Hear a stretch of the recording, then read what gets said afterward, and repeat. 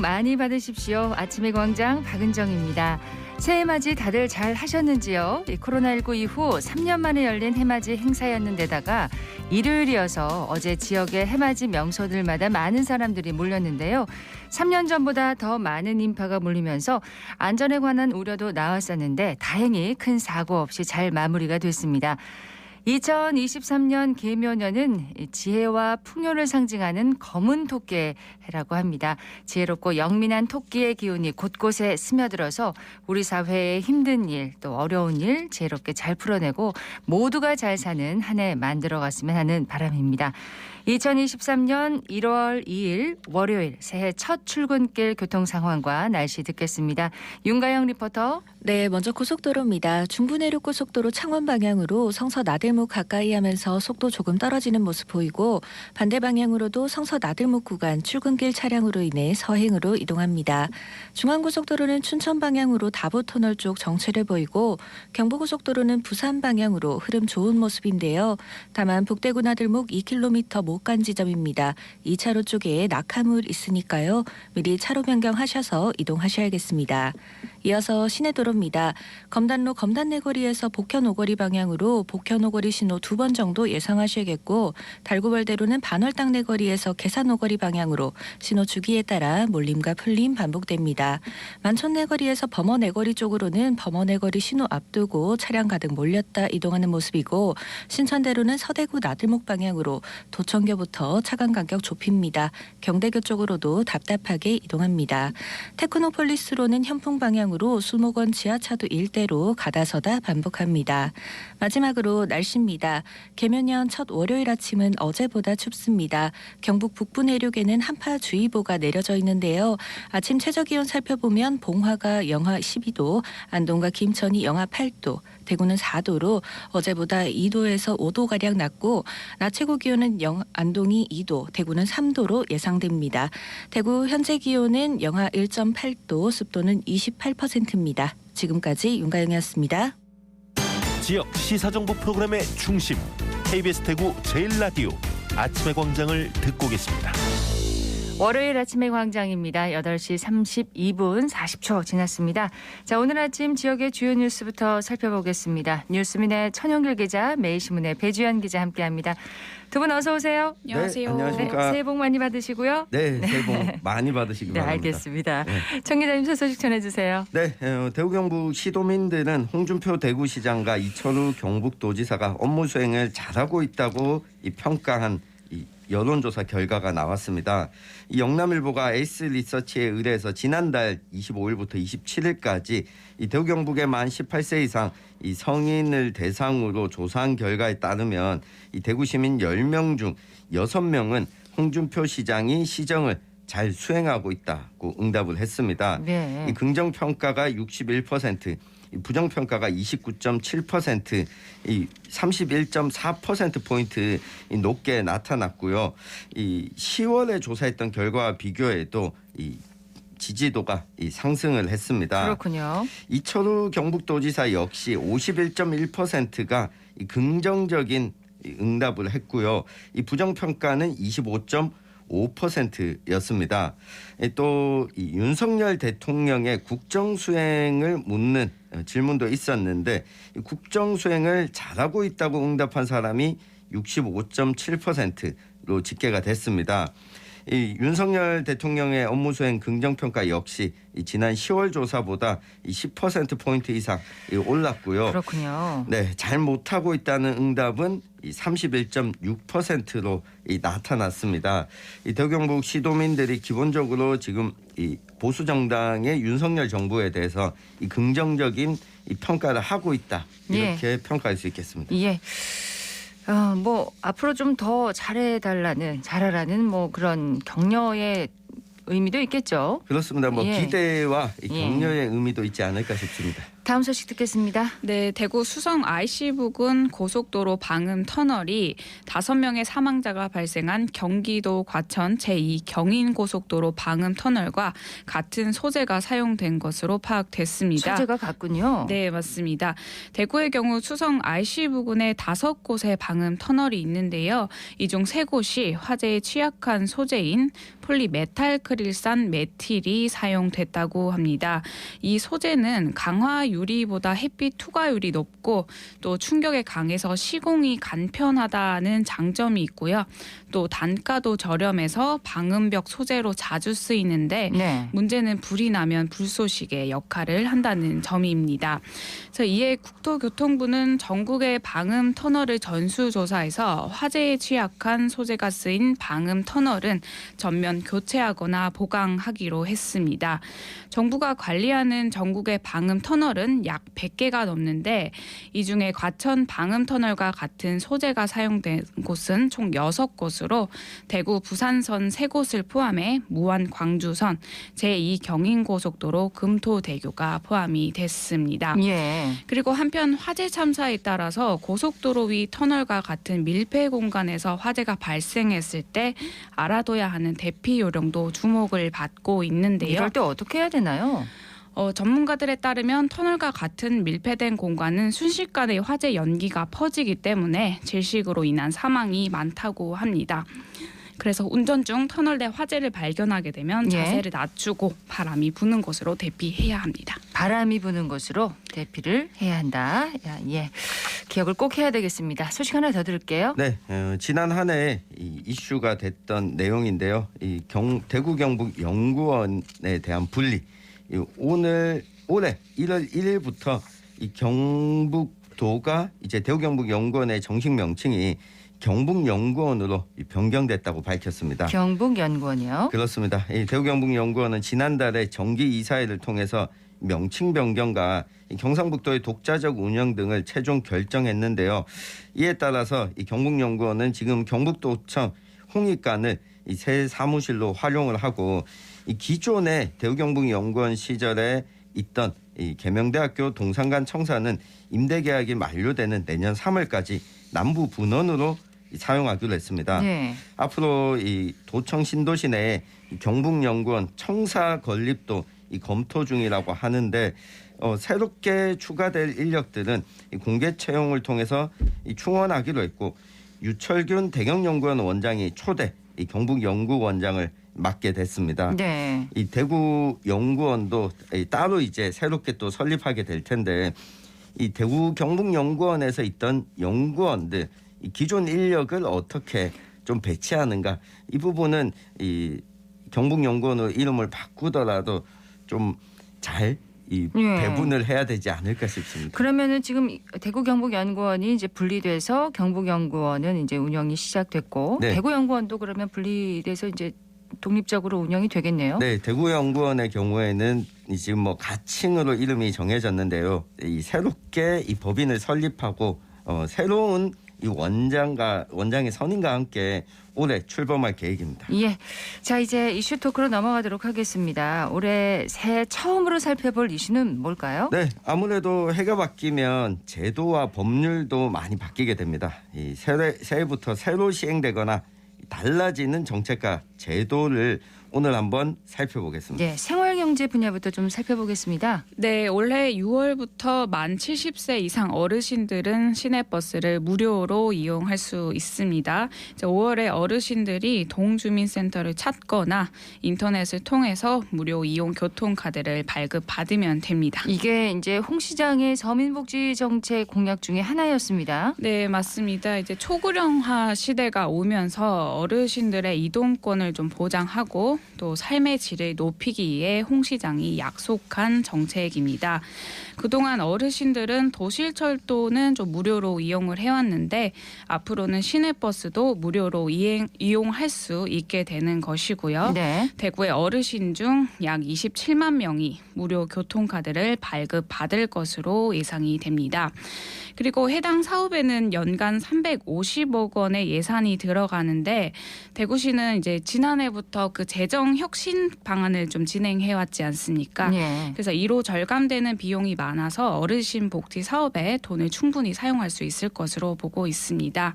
그리고 무료 승차 이용 어르신들은 단계적으로 65세까지 대상을 넓힐 계획입니다. 일단은 올해 6월부터는 만 70세 이상 어르신들 시내버스를 무료로 이용할 수가 있습니다. 자, 이어서 보건복지 분야 살펴볼까요? 네, 결식 우려 아동의 급식 지원 단가가 인상이 됐습니다. 아동의 건강한 성장을 지원하기 위한 조치인데 일식 7,000원에서 8,000원으로 인상해서 적용하게 됐습니다. 예. 기초생활보장 행복급여액은 1인 가구 기존 월 14만 5천 원에서 월 15만 5천 원으로 올라가게 됐고요. 이 서민 자녀에게 1인당 연간 20만 원 상당의 교육 바우처 카드를 지급해서 이 자녀들의 학력 향상도 지원할 예정입니다.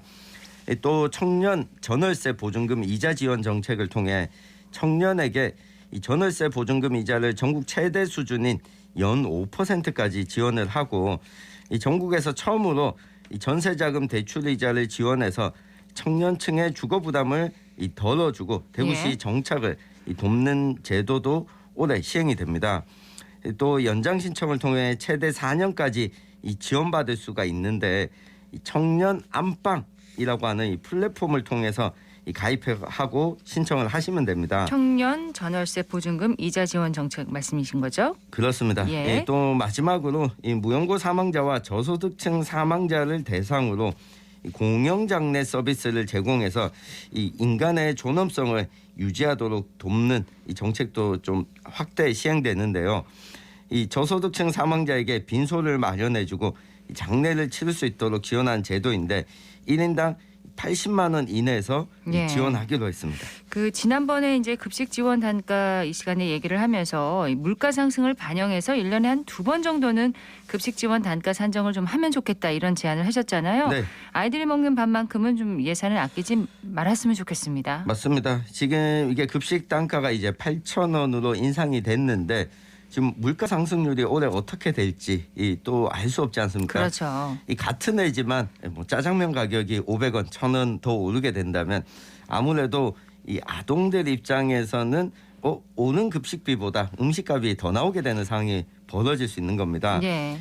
이 아동급식에 대해서는 지자체가 좀 이 적극적인 행정을 하는 경쟁을 더 네. 해주길 바라봅니다. 자, 다음 살펴볼 내용은 뭘까요? 네, 출산 보육 분야를 보겠습니다. 올해부터는 난임 부부 시술비 지원에 적용되던 소득 제한을 폐지하고 또 이제 소득에 관계없이 대구시에 주소를 둔 모든 난임 부부라면은 시술비를 이제 지원받게 됩니다. 예. 그리고 또 산모, 신생아 건강관리 지원 대상도 소득 제한을 없앱니다. 예.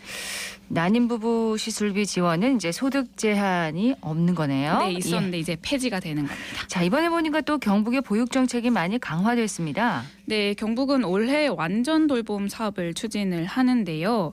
만 4세에서 초등학생까지 자녀가 있는 맞벌이 가정의 경우 아이가 아플 때 긴급 돌봄 서비스를 받을 수 있게 됩니다.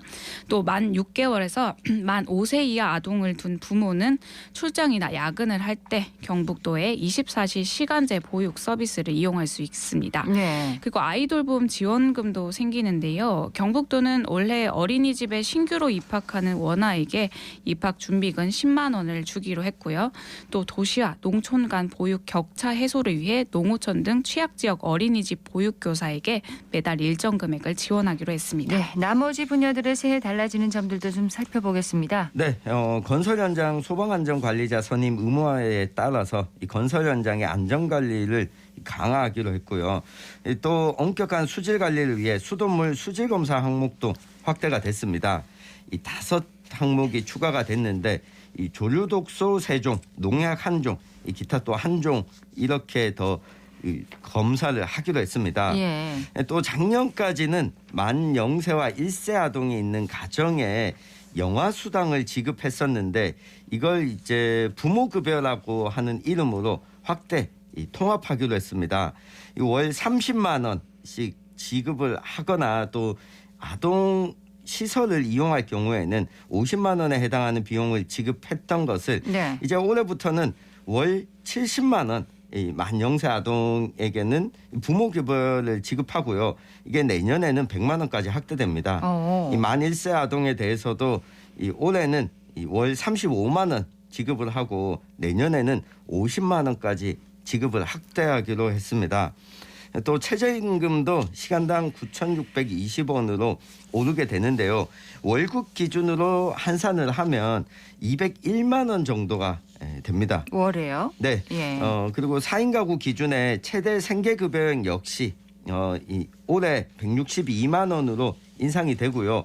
이 맞벌이 기준 근로장려금 지급액 역시 300만 원에서 330만 원으로 또 자녀 한 명당 자녀장려금도 70만 원에서 80만 원으로 인상이 됩니다. 그리고 이게 제일 인상률이 높은데요. 병사 월급이 이제 병장 100만 원, 상병 80만 원, 일병 68만 원, 이병 60만 원으로 각각 오릅니다. 네. 이 저녁 때 받을 수 있는 내일 준비적금, 정부 지원금도 30만 원으로 올라서 월 최대 병장은 130만 원까지 받을 수 있게 되는 네. 겁니다. 그 자신이 아니면 가정이 이렇게 해당하는 부분이 어떤 부분인지 좀 잘 살펴봐야 될 것 같습니다. 맞습니다. 자, 시군 단위에 주목할 만한 사업도 있을까요? 네, 구미시부터 좀 살펴보겠습니다. 구미는 올해부터 사망한 참전 유공자 배우자에게 복지수당을 주기로 했는데요. 6.25 및 월남 참전 유공자 배우자에게는 월 5만 원의 수당을, 65세 미만 대상자에게도 월 10만 원의 수당을 지급하기로 했습니다. 네. 이를 위해 구미시는 조례도 개정을 했는데 다만 사망한 참전 유공자 배우자 복지수당은 보훈 애우수당과 중복 지급은 되지는 않습니다. 경산시는 시민들이 대중교통을 좀 많이 이용하도록 알뜰교통카드 마일리지 할인 제도를 시행하는데요. 걷거나 자전거로 이동한 뒤에 버스나 지하철을 이용하면 한 차례 요금을 250원에서 450원을 할인해주게 됩니다. 예.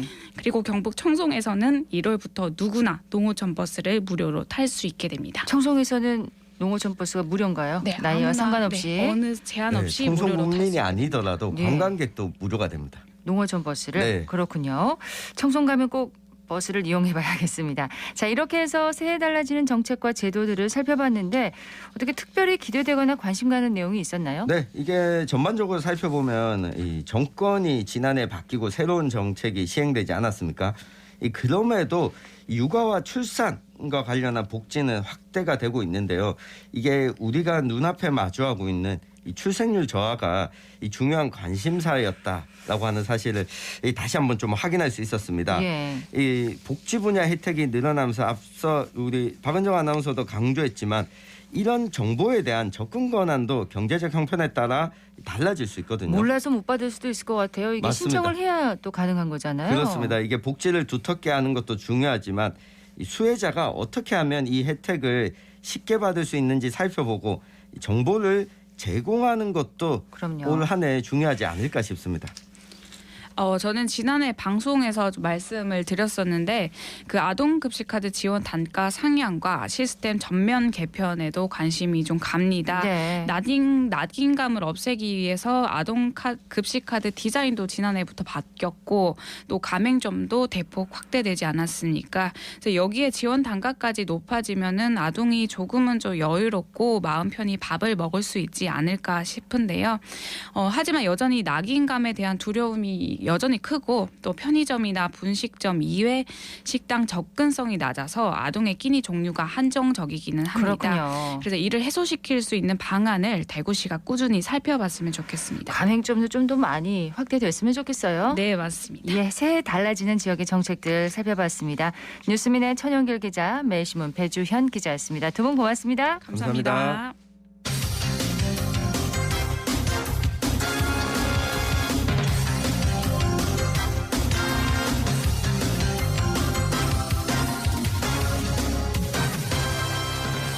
여덟 시 49분 지났습니다. 인생 전환기에는 우리 지역의 청년들이 보다 나은 삶을 준비할 수 있도록 지역의 청년 정책을 살펴보는 시간입니다. 청년 리포트 대구시 청년상담소 강혁주 상담사와 함께합니다. 어서 오세요. 네, 반갑습니다. 자, 새해 첫 시간입니다. 오늘 소개해 주실 청년 정책은 뭔가요? 네, 새해 첫 청년 레포트 시간에 어떤 주제를 다뤄야 할까 고민하다가 청년 보장제를 중심으로 세계 각국의 청년 정책과 특징 또 거기서 도출해낼 수 있는 시사점에 대해서 다뤄보면 좋겠다는 생각이 들었습니다. 세계 각국의 청년 정책의 특징과 시사점, 좀 더 넓은 시각에서 청년 정책을 바라볼 수 있겠는데요. 네, 우선 청년 보장제가 무엇인가에 대한 설명을 들어야 할 것 같은데요. 청년 보장제는 청년의 삶 관점에서 생애 이행 과정을 입체적이고 포괄적으로 지원하기 위해 시행하고 있는 청년 정책입니다. 기존의 단편적인 접근 방식에서 벗어나 청년의 생애 이행 과정과 계층별 지원 체계로 나라마다 그 대상과 단계가 조금씩은 다르지만 주로 교육기부터 사회 진입기, 직업기, 정착기, 전주기 등 단계별로 지원한다는 특징을 가지고 있습니다. 예. 청년 보장제의 주요 목표 중에 하나는 학업을 마친 후 직장을 갖는 과정을 잘 연계시켜 청년 실업을 최소화한다는 것인데요. 청년의 문제는 일자리, 실업률 그 자체를 문제로 인식했다면 청년 보장제는 그 원인과 과정에 대한 고민이 더해졌다고 할 수 있습니다. 그렇군요. 그렇기 때문에 교육기관, 직업훈련기관, 노동기관, 공공기관, 민간기관 등 강력한 협업체계를 구축할 필요성과 방안 등이 포함되어 있다는 것이 특징입니다. 자, 그럼 어느 나라의 청년 정책부터 살펴볼까요? 네, 우선 가까운 일본부터 살펴보겠습니다. 일본은 대상형 맞춤형 고용 정책을 추진하고 있습니다. 즉 대학생, 비정규직 노동자, 니트 등 차별화된 정책을 제공하고 있는데요. 예. 그중 니트 비정규직 중심의 정책을 추진하고 있습니다. 니트 청년에게는 지역의 서포트 스테이션과 청년 자립 스쿨을 통해 지원하고 있습니다. 특히 니트 청년층 내에 서로 다른 집단, 즉 구직형 실업자형, 비구직형 무기력형, 비희망형 은둔형이 있다는 점을 인식하고 각 집단에 적합한 지원을 하도록 자원을 연계하는 데 힘을 쏟고 있습니다. 이렇게 하려면 정말 여러 자원들이 동원되겠어요. 네, 맞습니다. 자원 연계를 위해 지역사회의 제3섹터에 존재하는 다양한 주체가 협업하는 플랫폼을 마련해 상호 거버넌스를 구축하고 있는데요. 2005년 이후부터 지역사회와 대학 간 파트너십 협의회를 운영하고 있으며 30여 개 대학이 참여하고 있습니다. 행정에서는 상호 협력을 위한 전담부서와 대학에서는 전담기구를 설치해 운영하고 있는데요. 청년 레포트 코너에서도 늘어가는 우리나라의 은둔형 외톨이에 대해서 다룬 적이 있습니다. 그렇습니다. 사회가 고도함에 따라 은둔형 청년 문제 또한 청년 문제를 넘어 사회 동력을 저하시킬 수 있는 문제인데요. 한국은 이제 막 실태 파악 정도 하고 있는 상태이고 그마저도 전국 단위로는 진행된 적이 없습니다. 예, 일본은 이제 대상에 따라 맞춤형 고용 정책을 추진하고 있다 이렇게 소개를 해주셨고요. 다음은 어느 나라로 가볼까요? 네, 우리나라가 1997년 외환위기 이후로 청년 실업과 맞물려 청년 정책이 시작되었다고 하면 유럽은 2007년부터 2008년까지 글로벌 금융위기 이후 높은 실업률과 구직활동 중단 등에 직면하면서 예. 새로운 청년 정책의 필요성이 제기되었습니다. 글로벌 금융위기 이후 일부 유럽 국가의 청년 실업률이 50%를 상회했으니 매우 심각한 상황이었다고 할 수 있습니다. 예. 자, 그럼 유럽의 청년 정책은 어떻게 마련됐나요? 유럽의 청년 보장제는 청년이 정규직 교육을 마치거나 실업 상태가 된 이후 통상 4개월 이내에 일자리, 교육, 견습, 훈련 등을 보장하고 있습니다. 일자리를 갖지 못한 청년이 노동시장에 진입할 수 있도록 단기적인 임금 보조와 진로 지원의 기회를 제공하는데요. 지난 2013년 EU 내 10개국에서 시범적으로 시행되었고 2017년 이후 전체로 확대되었습니다. 네. EU는 청년 고용 기금을 조성해 회원국으로부터 청년 보장제 이행 계획을 제출받아 재정을 지원하고 있습니다. 자, 그 EU 국가 중에서도 눈여겨볼 나라가 있을까요? 네, 주요 프로그램들로는 주요 국가로는 대표적인 복지 선진국인 핀란드가 있다고 할 수 있습니다. 네.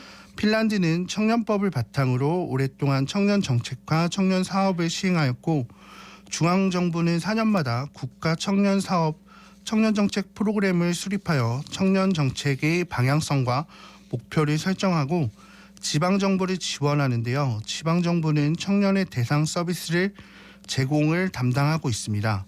핀란드의 청년정책은 공고히 구축된 높은 수준의 복지급여 서비스를 바탕으로 위험에 직면한 청년들을 사회적으로 배제되지 않도록 다양한 서비스를 연계하여 제공하는 것을 주안점으로 두고 있는데요. 네. 지방정부와 청년 워크숍 협력으로 시행되는 아웃리치 청년 사업은 사회와 단절된 생활을 하는 청년들이 사회에 진출할 수 있도록 돕고 있습니다. 구체적으로 어떤 서비스들이 제공되나요?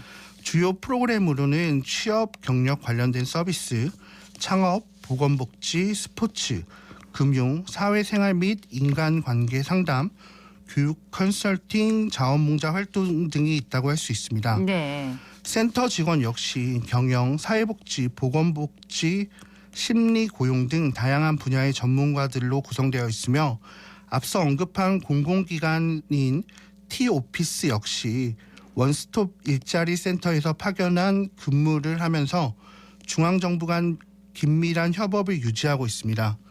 현재 핀란드 내에 전역으로 확산돼 100여 개의 지방정부가 참여해 50개 이상의 원스톱 안내가 운영되고 있고 핀란드 중앙정부 역시 센터를 위한 프로그램들과 정책들을 수행하고 있습니다. 네, 일본과 EU, 핀란드의 청년 정책에 대해서 살펴봤습니다. 기회가 되면 또 다른 청년 정책들 짚어봐 주시면 좋을 것 같네요. 대구시 청년상담소 강혁주 상담사였습니다. 고맙습니다. 네, 감사합니다. 오늘 대구 경북 지역은 가끔 구름 많은 가운데 울릉도 독도에는 오전에 1cm 안팎의 눈이나 5mm 미만의 비가 내리겠습니다.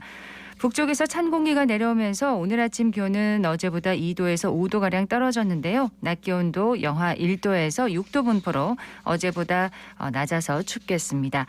경북 북부 내륙 지역에는 한파주의보가, 동해안과 북동산지에는 건조주의보 발효 중입니다. 건강관리 또 불씨관리에 계속 신경 써주셔야겠습니다.